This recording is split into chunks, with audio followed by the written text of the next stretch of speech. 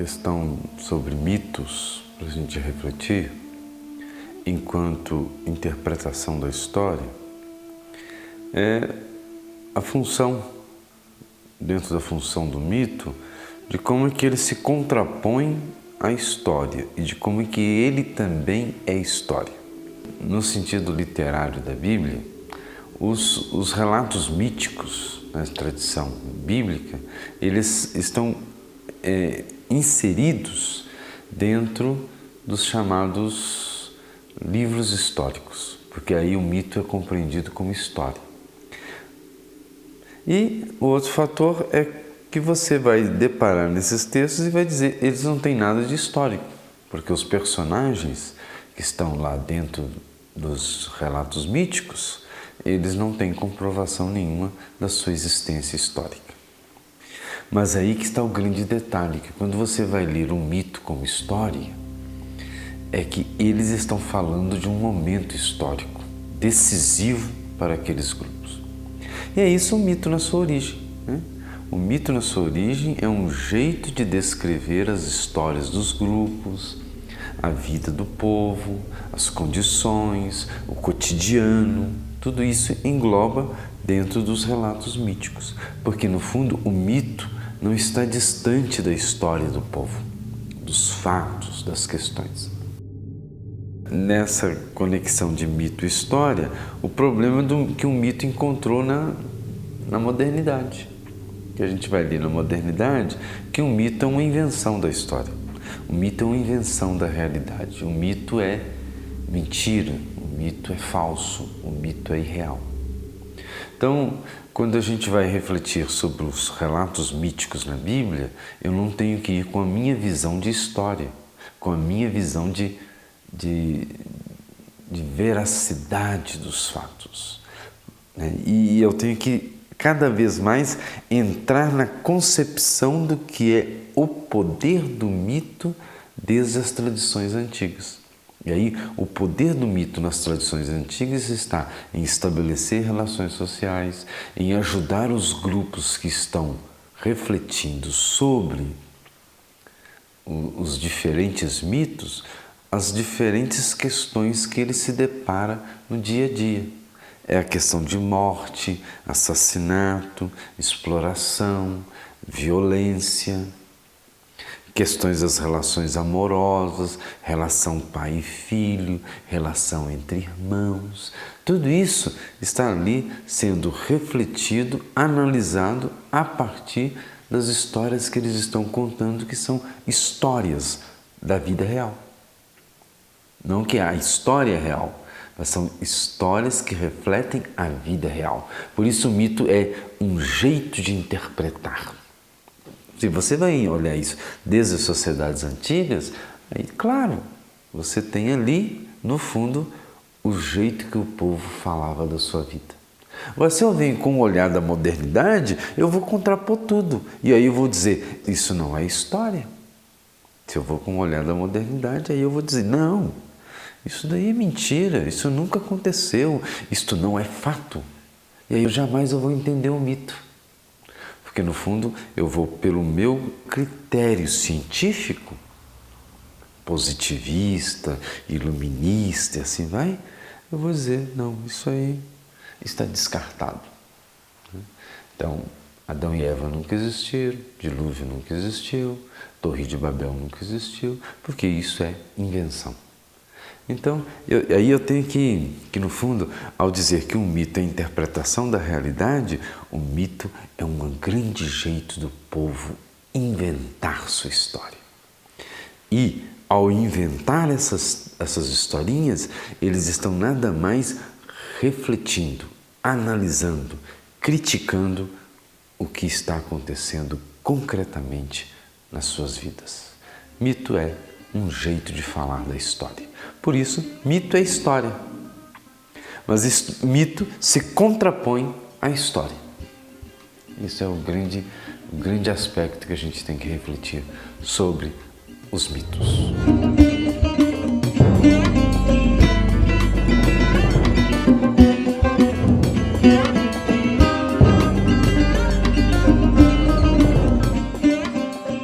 mito é a interpretação da realidade, e se ele está tratando de um momento histórico, no fundo eu tenho que, ao ler esses relatos míticos, e principalmente na Bíblia hebraica, na Bíblia judaico-cristã, é nada mais nos primeiros capítulos da Bíblia. Eu tenho que perguntar sempre qual é a história, mas ao perguntar qual é a história, qual é o lugar social do relato mítico.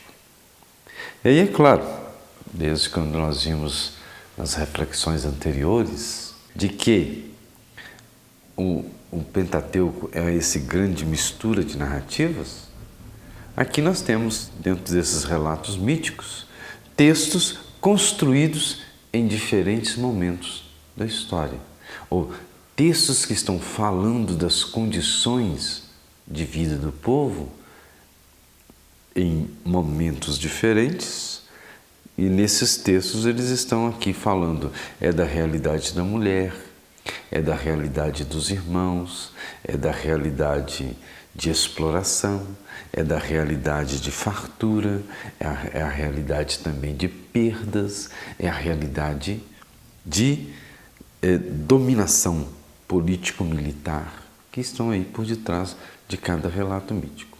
Então, o lugar social dos mitos, você vai ter que olhar de perto para cada texto perguntando qual é o lugar, qual é o grupo social e o que ele está querendo falar por trás daquele mito, das suas questões vitais, né?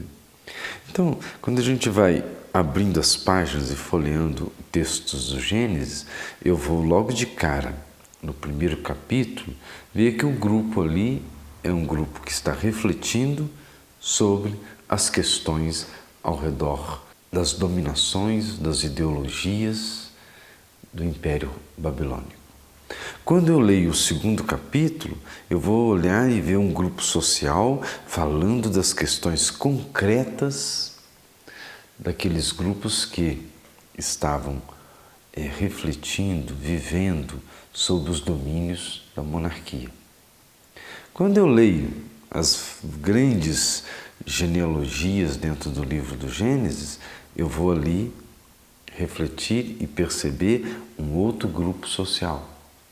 Então, quando nós vamos olhar de perto esse conjunto de textos, é claro que eles estão sendo amarrados numa grande rede, mas esses textos, né, foram produzidos por aquele grupo com a sua intenção de refletir essas condições sociais, que é a condição de exílio, que é a condição de dominação monárquica, que é a condição de tribalismo, que é a condição social que aqueles grupos estão vivendo.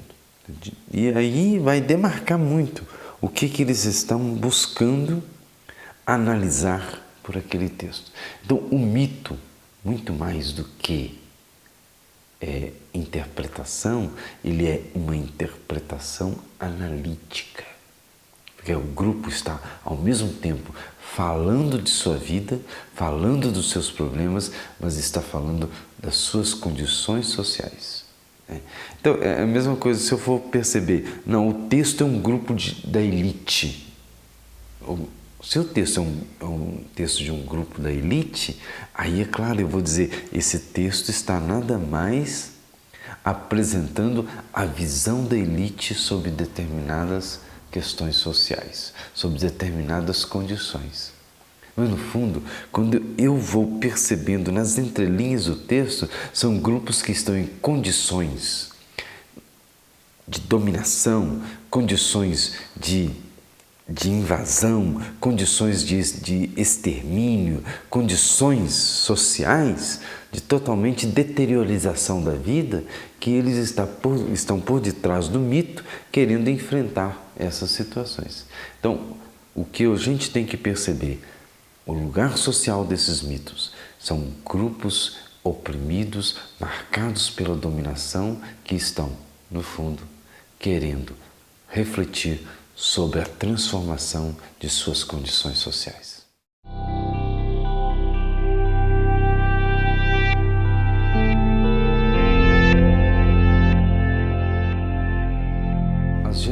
genealogias dentro do Gênesis, dessas narrativas míticas, são conhecidas como as Toledot. Toledot é uma palavra que tem vários significados, né? Genealogia, descendência, geração, história. Então, o que amarra e marca todos esses relatos míticos são nada mais essas narrativas que querem contar histórias, histórias das gerações, história das descendências, histórias que vão sendo construídas, né, sobre anos, sobre filhos, pai, filho, né, e vão nada mais descrevendo todos esses, né, momentos da família, do clã. Então, o Gênesis capítulo 1, o primeiro relato da criação, ele termina nada mais dizendo: esta é a Toledot dos céus e da terra quando foram criados. Depois da história de Adão e Eva, eles vão dizer: eis a Toledot de Adão. Depois, quando vai introduzir no final da história de Caim, eis a Toledot das gerações depois de Caim e Abel. Então, essas Toledot são as grandes genealogias que vão aqui amarrar todas as histórias do Gênesis, todos os relatos míticos, como histórias de gerações, histórias de famílias. Mas essas genealogias, cada qual tem a sua intenção, tem a sua dinâmica. Então, quando abre todo o relato mítico dizendo: eis as gerações do céu e da terra, eis as Toledot dos céus e da terra, eles estão contando nada mais que a criação do céu e da terra, e o grande mito é uma grande história das famílias, das gerações. Claro, das gerações e famílias que eles conhecem.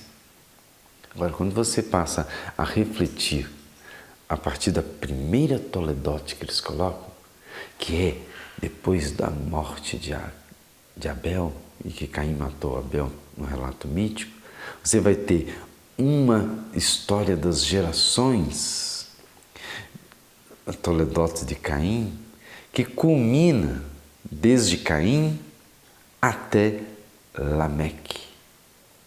E a história de Caim, e a genealogia de Caim a Lameque, é a genealogia, como eles colocam, a genealogia do aumento da violência. Por isso termina lá na história do Lameque, né? Se Caim, né, por uma ferida, ele vingou, Lameque será 70 vezes 7. Então você tem uma ampliação de toda essa descrição da maldição. Mas essa mesma genealogia, ela é trabalhada no capítulo 5. Que os mesmos nomes que estão aqui na genealogia do capítulo 4 são os nomes da genealogia do capítulo 5. O Lameque está no capítulo 4 e está no capítulo 5. Enoque está no capítulo 4 e está no capítulo 5. É que a genealogia do capítulo 5 é o contraponto da genealogia do capítulo 4. E no contraponto da genealogia, dessas duas genealogias que estão aqui, então, eles querem descrever a grande genealogia e histórias da maldição e a grande genealogia e histórias da bênção. E o que culmina aqui no Lameque 70 vezes 7, aqui culmina também na figura do Lameque, que ele viveu 777 anos. 777. Está trabalhando com a numerologia e toda a simbologia do 7. Só que aqui que culmina no Lameque toda a violência, aqui culmina no Lameque e o resultado do Lameque é o Noé. E aí é o Noé que vai salvar a humanidade dos ambientes de corrupção. Então, essas genealogias, e aí eu estou dando esses dois exemplos, do capítulo 4 e do capítulo 5, essas genealogias têm a grande perspectiva de amarrar essas histórias. E aqui ela quer descrever a história história da maldição e aqui a história da bênção.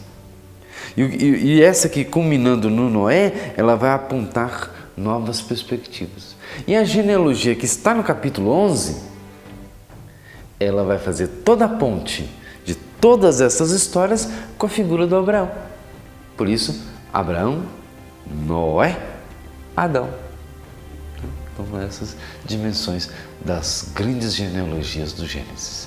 Então, quando a gente vai olhar essas genealogias, elas têm aqui a função de amarrar as histórias míticas e apontar toda a direção dessas gerações, dessas histórias, dessas descendências.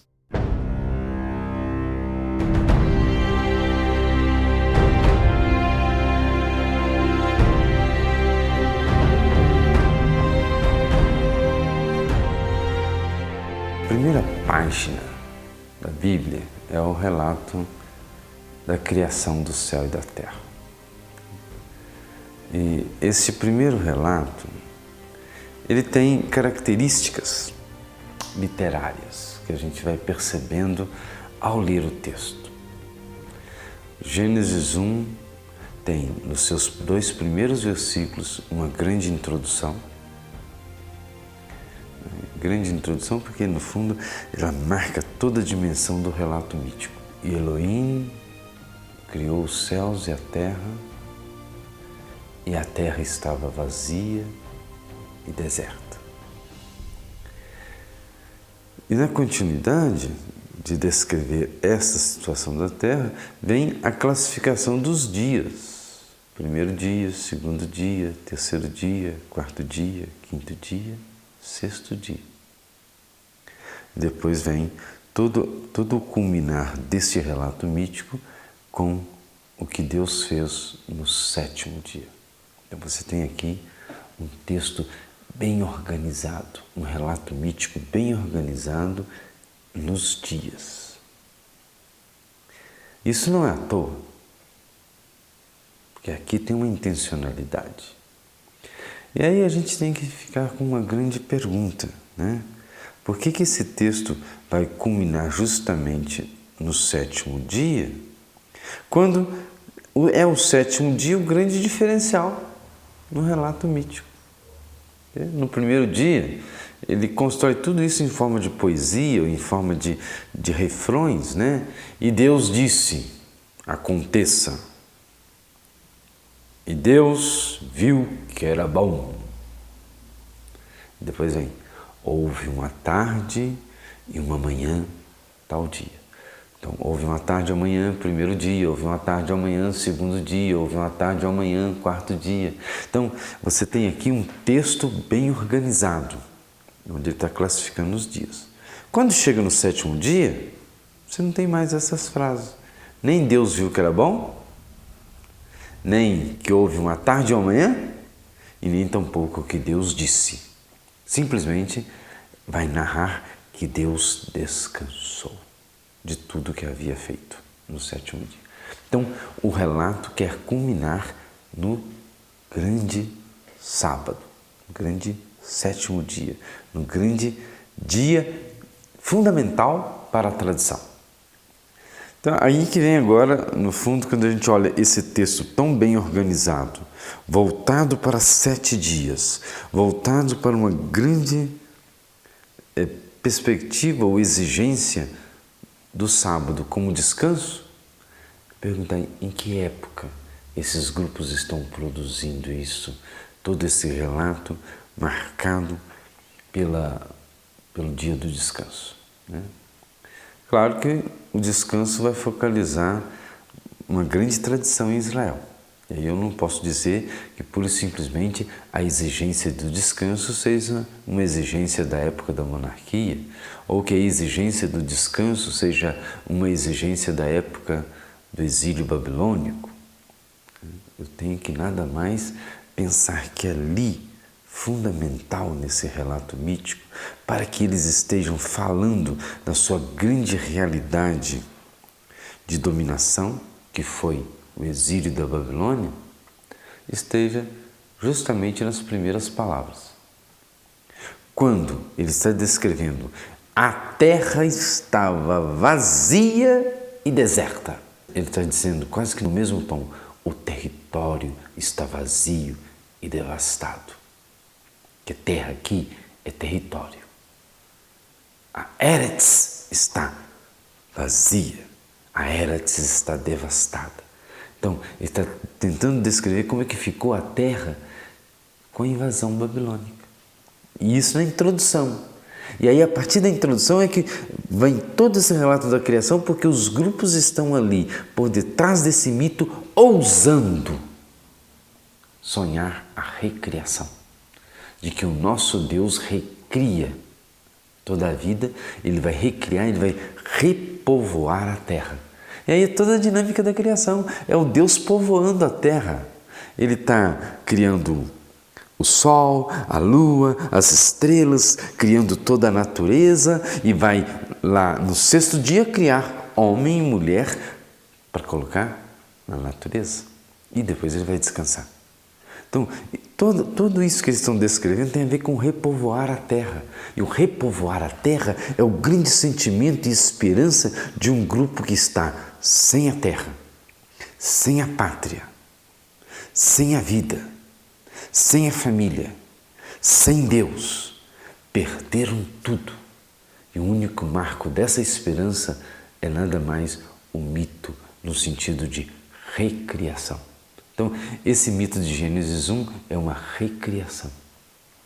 E aí, é claro, ele é recriação na perspectiva de que eles estão, nada mais, recontando os mitos criacionais antigos, mas numa perspectiva de que esse Deus tem que recriar a nossa vida, recriar as nossas condições. E essa é a leitura dos grupos que estão marcados pelo ambiente de exílio e de devastação.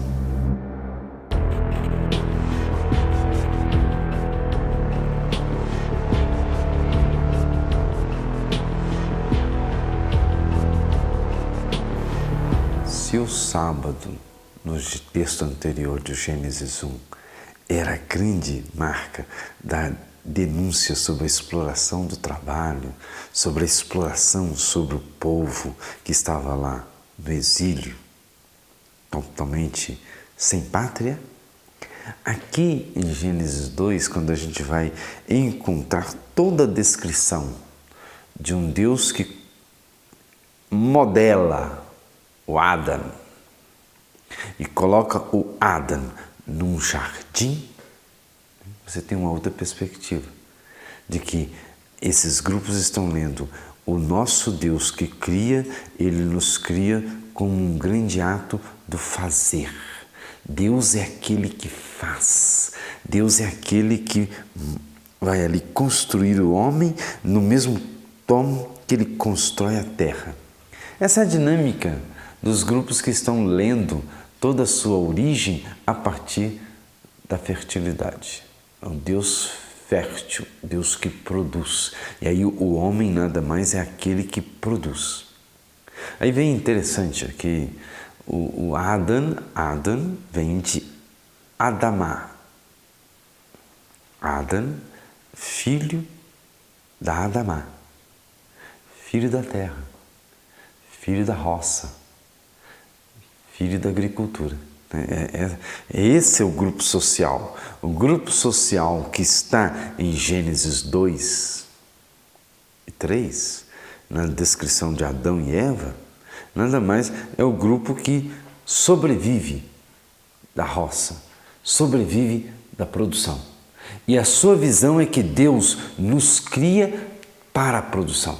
Deus nos dá a produção. Deus é aquele que vai garantir a vida do agricultor. Ele garante com a chuva. Ele garante dando condições para o homem, para o humano produzir, para o humano trabalhar a terra, para o humano fazer a terra frutificar. E isso é a comida que o humano tem todos os anos, todo o tempo.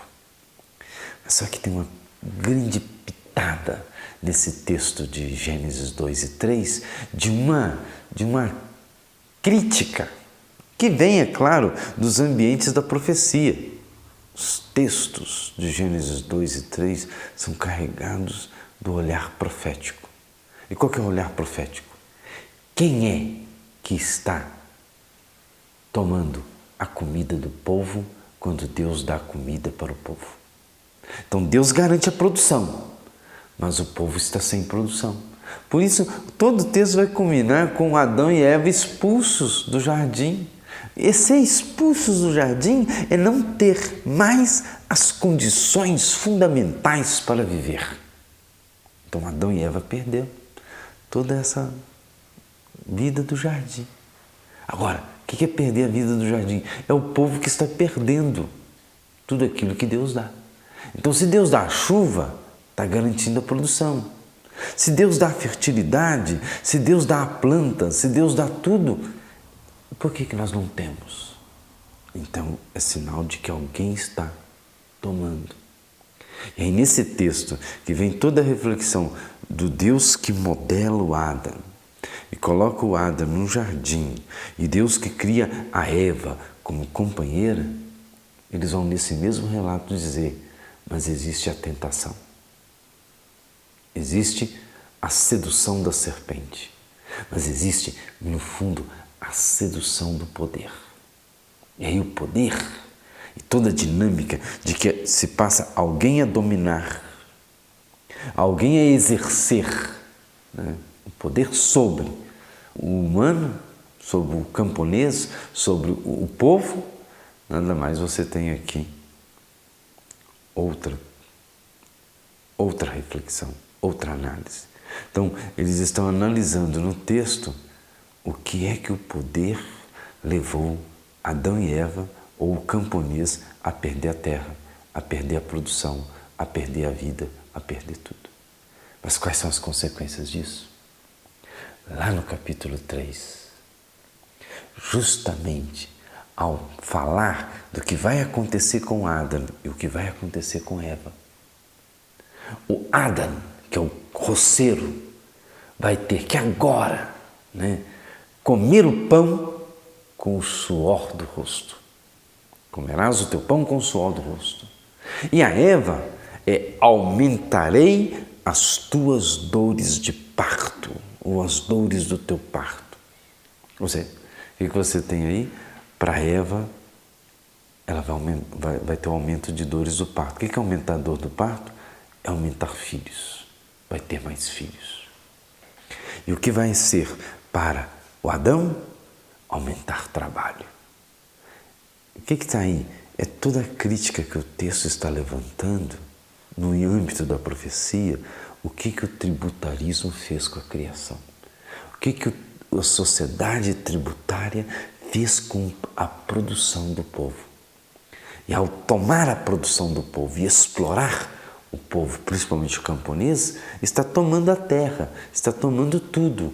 E aí o camponês, para poder conseguir sobreviver naquela sociedade, tem que trabalhar mais. O que é trabalhar mais? Tem que produzir mais, porque boa parte dessa produção ele vai pagar tributos, vai pagar impostos. E o que vai acontecer com ela? Ela vai ser explorada sexualmente, no nível da reprodução, porque ela vai ter que ter mais filhos, porque vai ter que garantir mais mão de obra, mais trabalhadores. Então o camponês vai ter que ter mais filhos. Tem mais filhos porque vai ter que mandar mais gente para trabalhar, porque vai ter que produzir mais. Essa é a lógica tributária. A lógica tributária é nada mais o aumento de filhos, o aumento de produção, o aumento da grande dominação e escravização do povo. Então, o texto aqui, num olhar bem profético, está analisando e dizendo: isto não é criação de Deus. O que está levando o povo a ser expulsos do paraíso, isto é a anticriação. E aí ele está refletindo: criação não é isso. Deus modela o Adão, Deus faz a Eva, Deus faz o Adão enquanto filho da terra e a Eva enquanto vida para garantir a vida.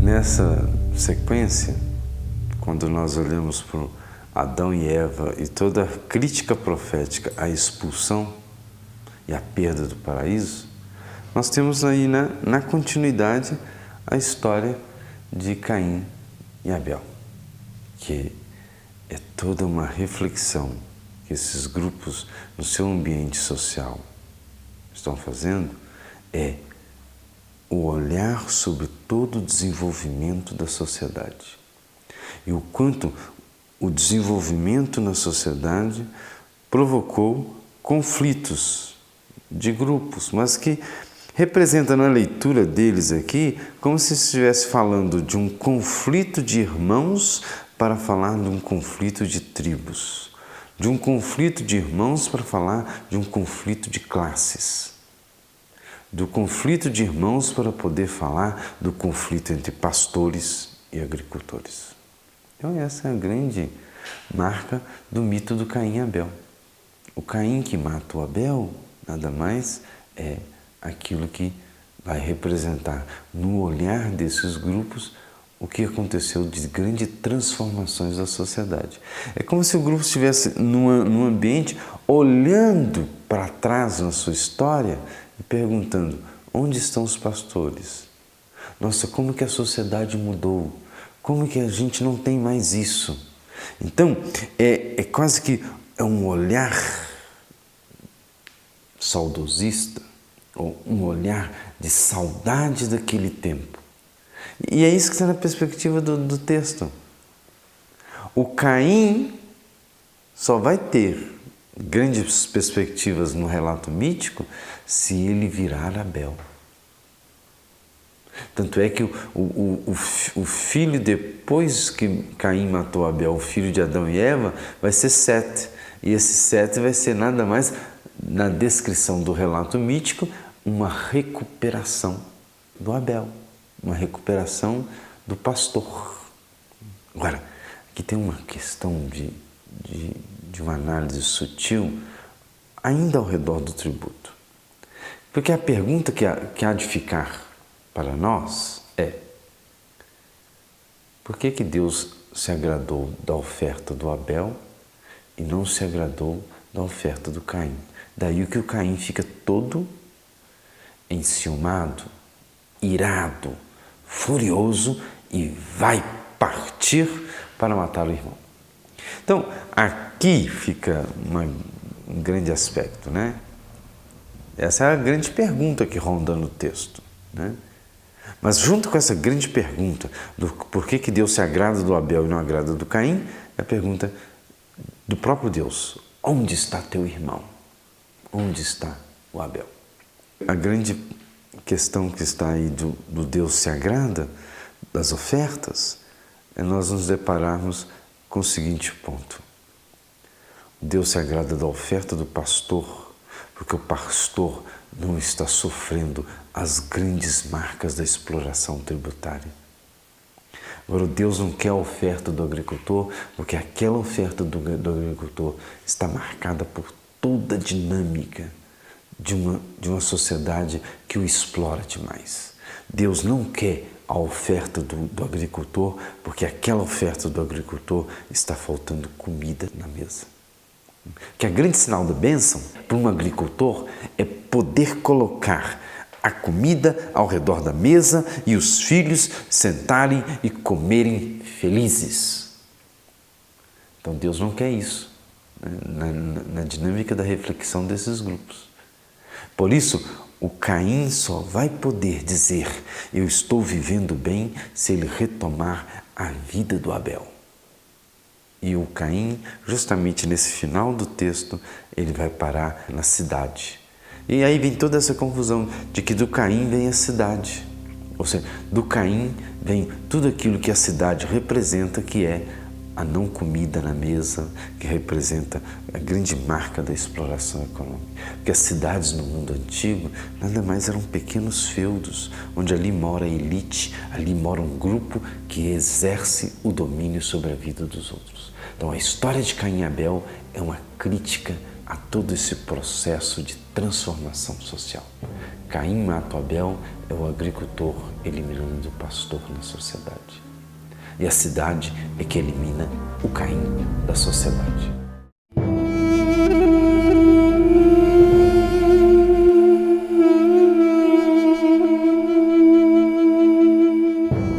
As histórias de Noé são histórias marcadas por situações de devastações, catástrofes e chuvas. Chuvas demais. 40 dias de chuvas. Essas histórias de catástrofes sempre marcaram a vida do povo. Tanto no mundo antigo, quanto a gente vai olhar na atualidade. E por isso, os grupos sempre ao se deparar com catástrofe vão falar de fim do mundo, fim da vida, fim das coisas. Então, choveu demais é o fim do mundo, tem enchente é o fim do mundo, terremoto é o fim do mundo. Isso você vai deparar com a grande história do Noé, que vai salvar a sua família, vai salvar os animais de uma grande devastação, de uma grande destruição. Mas aí você vai ficar numa leitura literal do mito e para dizer aquilo que aconteceu com Noé, com aquilo que está no relato bíblico, acontece até hoje. E se o Noé é um super que vai salvar sua família e os animais de toda aquela devastação, podemos encontrar o Noé hoje, que vai salvar um grupo de uma devastação, de um terremoto. Mas ali, na grande intenção do texto diluviano, está um outro detalhe importante, que é a pergunta: quem está produzindo devastação? Quem está produzindo destruição? Essa é a pergunta que tem que fazer. Não que a destruição está aí, e ela é fato, e ela é real, ou que o dilúvio aconteceu ou não aconteceu. Ao lermos o texto, os grupos não estão preocupados se há um crédito no dilúvio, ou se acreditam que aquilo é fato. Não, o grupo que está produzindo a narrativa mítica do dilúvio estão lançando uma grande pergunta para a sociedade. Quem está devastando a nossa vida, destruindo a nossa vida? E aí, é claro, quando a gente vai ler esses relatos ao redor do Noé, nós vamos ter ali bem presente, né, grupos que estão falando de toda a situação que levou o povo a perder a terra, a perder a vida, a perder a sua família, que é o mesmo ambiente de exílio. O povo está no exílio refletindo e perguntando: quem é que nos tirou tudo? Quem é que devastou tudo? Quem é que veio sobre nós com um grande dilúvio, com uma grande enchente e que arrasou tudo? Então, e aí a leitura que estão perguntando: quem são os produtores de dilúvio? Quem são os produtores de devastação? É a grande pergunta que hoje a sociedade não faz. Por que temos terremotos? Por que temos tsunamis? Por que temos a grande devastação da natureza e da sociedade? Não perguntamos isso, quem são os provocadores. Simplesmente olhamos para a devastação e dizemos: é o fim do mundo. Aí a gente tem que perguntar, diferente como no mito diluviano: quem está acabando com o mundo?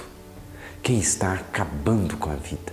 Então, o mito do dilúvio do Noé tem essa grande perspectiva que às vezes a gente deixa de lado, esquece e fica pura e simplesmente: vamos procurar a arca do Noé para você perceber se o dilúvio aconteceu ou não. Não. Mas antes disso, a gente tem que fazer a grande pergunta, né? Como é que nós estamos nos deparando diante das devastações? E é isso que o povo encontrou como resposta para poder olhar para a devastação no tempo do exílio da Babilônia. Nabucodonosor provocou o dilúvio. Os babilônicos provocaram dilúvios. Hoje, quem é que provoca dilúvios? Ou quem é que provoca devastações da natureza?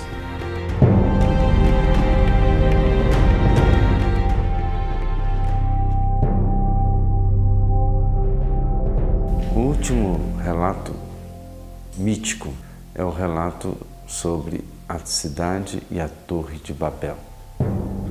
É uma narrativa pequena, 9 versículos, onde ali você tem, num diálogo, os homens, a ação dos homens querendo construir uma cidade e uma torre, e depois a ação de Deus que é destruir a cidade e a torre. E nessa pequena narrativa que você tem o projeto dos filhos de Adão que querem construir uma cidade e uma torre, e o projeto de Deus que é parar, acabar com a cidade e a torre. Aí nós ficamos pensando que os homens estão construindo uma torre para poder chegar até Deus. Não, a torre ali não é torre sagrada, é uma torre militar. Tem a ver com as zigurat. Não, tem a ver com as migdol. Migdol é torre militar. Zigurat, torre sagrada. Então, essa confusão das torres, e aí muitas vezes a gente vai ler o texto pensando nas zigurats como os grandes ambientes sagrados. E no fundo, o texto está fazendo uma grande crítica às torres militares, que não são torres que trazem a defesa para a vida do povo, mas traz a defesa militar do palácio, a defesa militar da cidade, a defesa militar dos exploradores.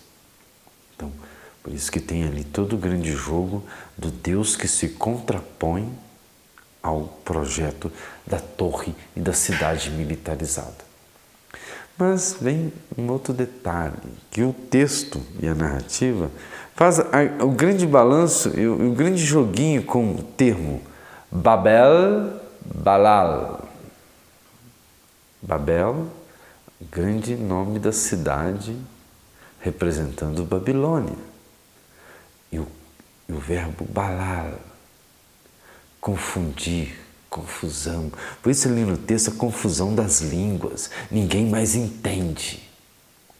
Porque justamente eles querem refletir nessa confusão das línguas, o que representa, é claro, toda a grande confusão que é o conflito militar, invasão militar, devastação das cidades, ou seja, tudo isso que eles estão refletindo naqueles ambientes que tinham a ver com o projeto tributário que estragou a vida do povo e o projeto de invasão imperial de um país de fora que trouxe o que? Nada mais confusão, destruição e trouxe nada mais misturas. Então, você tem aí no texto da cidade e a torre uma grande reflexão sobre as histórias de exílio, as histórias militares e isso que trouxe confusão, destruição, perda da família, outras culturas, as misturas. Isso tudo, claro, você tem o risco de perder a tradição, de perder a história, de perder a família, de perder o clã. São ameaças. E o grupo vai colocar ali nada mais, o nosso Deus vai nos ajudar a enfrentar essas ameaças, porque Deus vai dar uma parada na ameaça na construção da cidade e a torre. Por isso que você tem ali Deus falando bem, eia, desçamos para ver o que os filhos dos homens estão fazendo. Eles estão construindo a cidade e a torre. E na mesma hora, a grande intervenção do Deus ali é parar a cidade e a torre. Porque isso não está no projeto que leva a vida para o povo. O projeto que está destruindo a vida do povo é justamente o projeto da cidade e da torre. Então aí está a contraposição desses dois projetos. O texto da Torre de Babel é o texto fundamental para poder criticar esses projetos destruidores da vida do povo.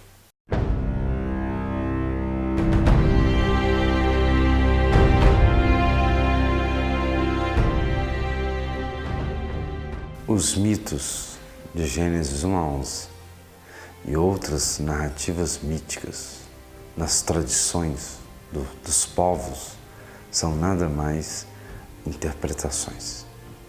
E o que nós acabamos de ver em todo esse DVD é o quanto esses relatos falam da vida, falam das condições, falam dos problemas e apontam uma luz para o povo caminhar.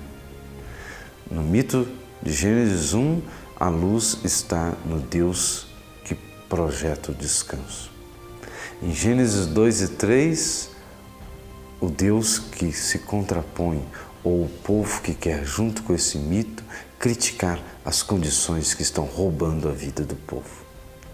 Em Gênesis 4, temos que lutar contra a violência.